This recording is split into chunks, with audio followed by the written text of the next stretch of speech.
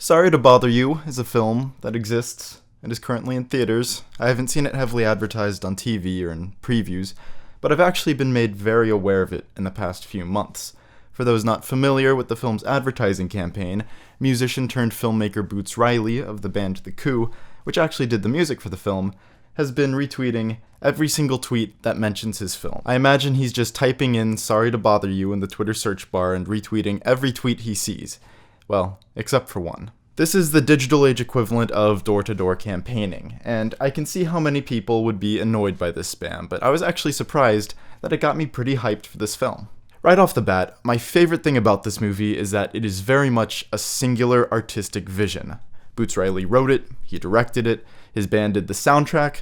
Obviously he didn't do everything because, it's a movie, and that's not how that works, and he's given credit where credit's due. But he clearly had a vision. He clearly brought people on board whom he knew could deliver on that vision. There was no compromising on that vision, and it fucking shows. This movie is bursting with creativity. People have called it throwing everything to the wall and seeing what sticks, but I disagree. Everything feels very deliberate in bringing to fruition his artistic vision, and as a result, the thematic ideas he's trying to present. Everything feels like a conscious artistic choice, and it's so refreshing to watch a film that really feels like the artist just took what was in his head and just plopped it on screen. What stands out initially, if you're just watching at surface level, is the world building, and I just love the world that they created here. It feels like one of those interdimensional cable channels from Rick and Morty, at least in concept. But the energy feels so unique, that vibrant color palette toward the beginning of the film, and as it goes along we get that hauntingly atmospheric theme. It's incredibly effective. The music is consistent, definitely one of the better soundtracks this year. The title design, and the fact that this style carries over to the soda cans and Detroit's earrings and signs in the film, I think was a neat little touch. The costumes are amazing. I want every single outfit in this film. And it's not just that they look nice, they also match incredibly well with the world around them. Say what you will about the movie's overall consistency, it is at least tonally consistent. Constantly tongue-in-cheek with that underlying legitimate risk and stake. The concept of this film, without getting into heavy spoilers just yet, is pretty clever. A semi-allegory on privilege and quote-unquote slavery in corporate America, as well as actual slavery. I think this alternate reality caters to those themes quite effectively. It almost feels like a Black Mirror episode. I do have some issues, though, with how this aspect was handled. I think occasionally the dialogue is a little too on the nose. We have some great moments that, while still very clear in what they're trying to say, don't quite hammer the message on the nose. But then we have other moments where the characters essentially blatantly state the themes of the film, like when Cassius says, "I'll support you guys, but from the sidelines. My success has nothing to do with your struggle." I just feel like this could have been more effective if they stuck with the allegory that they had already done a good job setting up, and relied on the audience a little more to pick up on these themes on their own. That said, it only gets preachy and direct a few times. For the most part, it does a good job saying what it's trying to say via the story. The dialogue, as well, at times, felt like it could have been slightly revised, but it's by no means bad. For the most part, it's sharp and witty. I want to talk about the characters now. Let's talk about the characters. Cassius Green, our leading man, is maybe not the most original character. The idea of a loser wanting to fulfill a greater purpose and do something meaningful, who discovers a talent that leads him to then fulfill that purpose, isn't exactly a novel concept, and the way he explicitly states these desires at the beginning of the film, and at the end when Detroit tells him, "So, how about that greater purpose?" I think again is a little too on the nose. But that's not to say that Cassius is a bad character. He has a distinct freshness to him, and he's a unique enough character to be a solid lead for this film, and a lot of that originality does come from the writing, but I think even more of it has to do with Lakeith Stanfield's performance. I've recently become a big fan of his. I don't remember if I saw him in Get Out or Atlanta first. I'm having a tough time mapping out the chronology of me watching those. And of course, he was in Netflix's magnum opus, and I wouldn't say he was miscast in Death Note. I'm sure he delivered on what they wanted from him, but they just took the character in a direction that was not of my preference. I haven't seen Short Term 12. I'm sure it's good. I'm sure he's good in it. But what I can confirm is that he's great in Sorry to Bother You. According to IMDb Trivia, the most reliable source of insider information, Donald Glover was actually supposed to play Cassius, and he ended up not being able to because of Star Wars, so he actually recommended Lakeith Stanfield. And honestly, I think Stanfield did a better job than Donald Glover would have. I do think Donald Glover is one of the greatest young talents working today. He's proved that over and over. I think he would have done a good job in the role, but his persona is a little too nerdy. It's either nerdy or it's Redbone, and I don't think either persona really fits the character of Cassius. I think his take on Cassius would have been a little too similar to his character from Atlanta, and I think Stanfield was a far better fit for the role. Tessa Thompson is great in everything she does, and again, she's playing an archetype here as well, but the film does a great job realizing her as that archetype, going all the way with it, and even being self-aware of the potential obnoxiousness and pretentiousness of the artist. A lot of artist characters in shows and movies are described as artists, and then don't really demonstrate their artistic abilities, aside from maybe a scene where they're good at drawing or painting.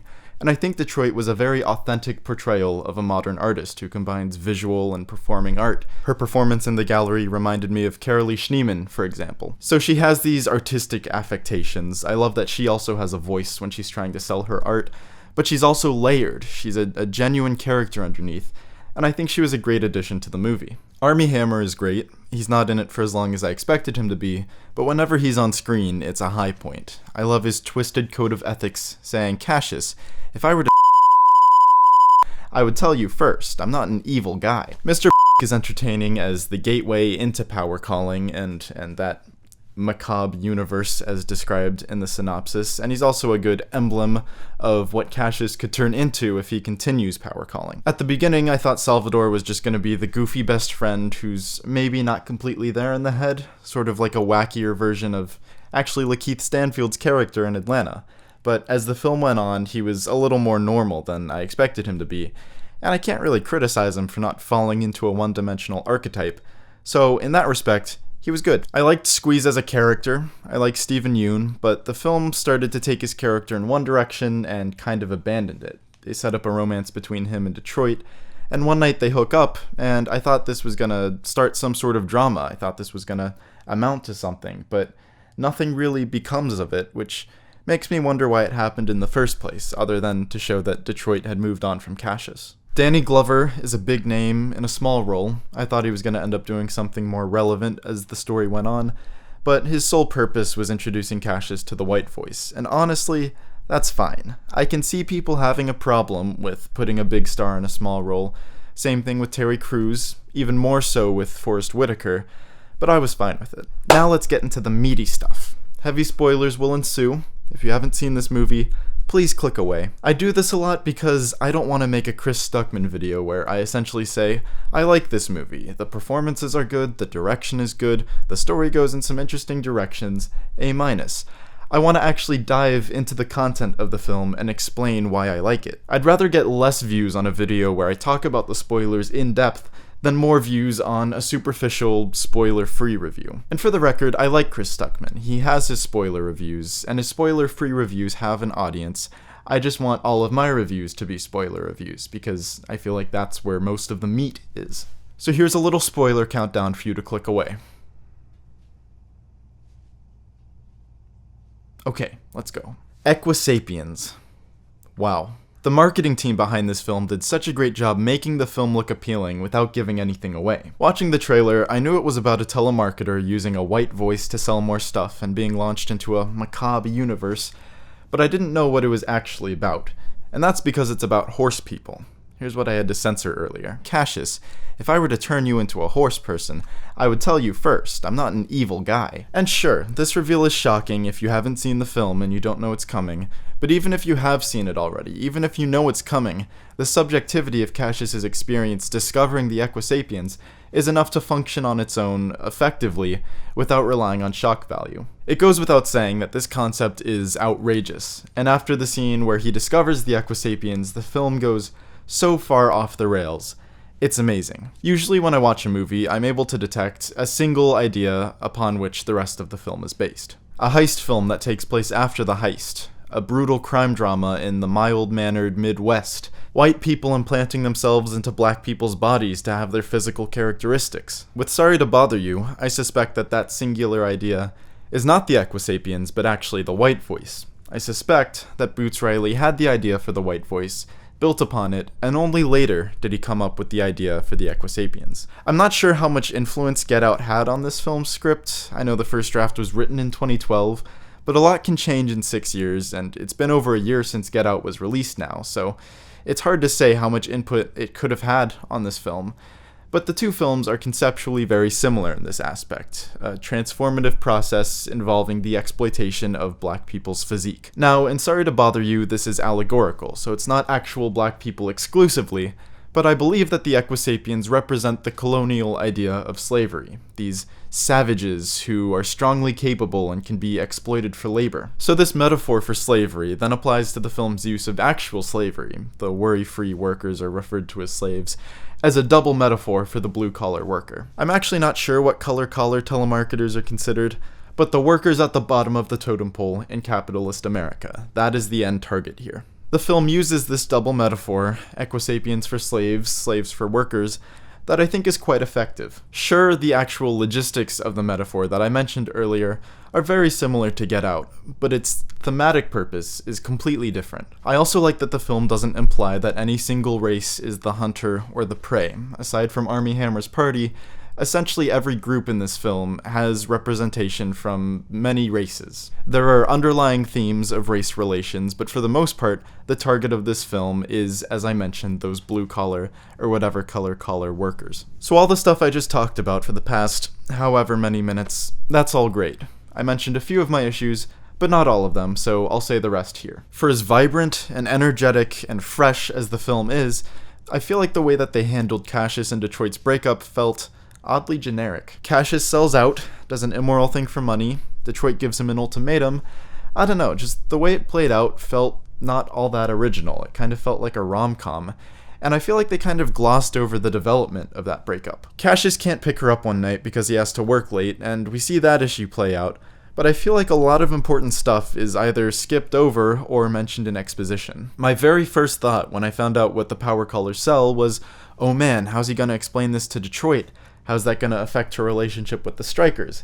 And we don't see him explain it to Detroit, and later she says, I stopped revolting with them because it was awkward, as like a casual thing, and I feel like these are important beats that are kind of skipped over. I get that the film has to keep a moderate runtime, but I would have liked to see those things play out. Another thing, continuity is not something that much attention was paid to. There are continuity errors out the wazoo. The film is supposed to feel a little loose in its editing, almost French New Wave-esque.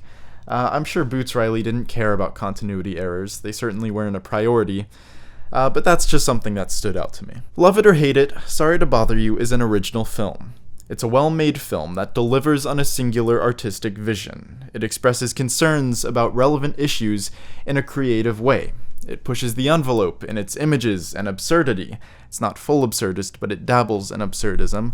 It has a script that's bursting with cleverness and originality, great energy, great aesthetic. This is certainly not a film without issues, but for his debut, I have to hand it to Boots Riley. He did a great job. I give this film an 8 out of 10, and I look forward not only to seeing this film again, but also to seeing whatever else Boots Riley does in the future. I hope he watches this video. I mean, I hope the filmmaker watches my review for every review I've made, but he's been very active on social media and has been actively reading and watching reviews, analyses, and think pieces, so I think it's a little more plausible that he watched this video. If you haven't seen this movie, please go see it. It needs all the support it can get.